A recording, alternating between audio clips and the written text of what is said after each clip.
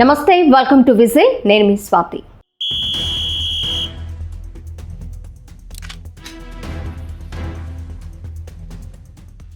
Dubai air షోలో భారత్కు చెందిన తేజస్ ఫైటర్ జెట్ కుప్పకూలింది.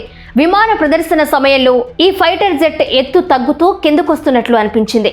అయితే వేగంగా వెళ్లి ఒక్కసారిగా నేలను తాకింది. కొన్ని క్షణాల వ్యవధిలో మంటలు చెలరేగి ఫైటర్ జెట్ పూర్తిగా దగ్ధమైంది. ఘటనా స్థలంలో భారీగా పొగలు అలుముకున్నాయి. తీవ్ర గాయాలతో పైలట్ ప్రాణాలు కోల్పోయారు. పైలట్ మృతిని భారత వైమానిక దళం ధృవీకరించింది. భారత వాయుసేనలో వినియోగిస్తున్న తేలికపాటి యుద్ధ విమానం HAL తేజస్ భారత కాలమానం ప్రకారం మధ్యాహ్నం 3:40 సమయంలో ప్రదర్శన చేస్తూ కూలిపోయింది. ఈ ప్రమాదంలో పైలట్ మృతి చెందారు. ఈ ఘటనపై భారత వైమానిక దళం తీవ్ర విచారం వ్యక్తం చేసింది.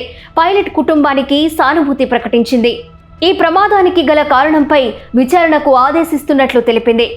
ఫైటర్ జెట్ కూలిన నేపథ్యంలో విన్యాసాలు జరుగుతున్న దుబాయ్ వరల్డ్ సెంట్రల్లోని అల్ మక్తుమ్ అంతర్జాతీయ విమానాశ్రయం వద్ద నల్లటి పొగ ఆకాశాన్ని అలుముకుంది.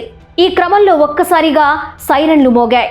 తేజస్ యుద్ధ విమానం హిందుస్థాన్ ఏరోనాటిక్స్ లిమిటెడ్ HALలో తయారైంది. భారత్ తయారు చేసిన తొలితరం యుద్ధ విమానం తేజస్ MK-1A. భారీగా తేజస్ విమానాల కొనుగోళ్లకు ఇప్పటికే వైమానిక దళం ఆర్డర్లిచ్చింది. 350కి పైగా తేజస్ విమానాలను ఇండక్ట్ చేసుకునేందుకు సిద్ధమైంది.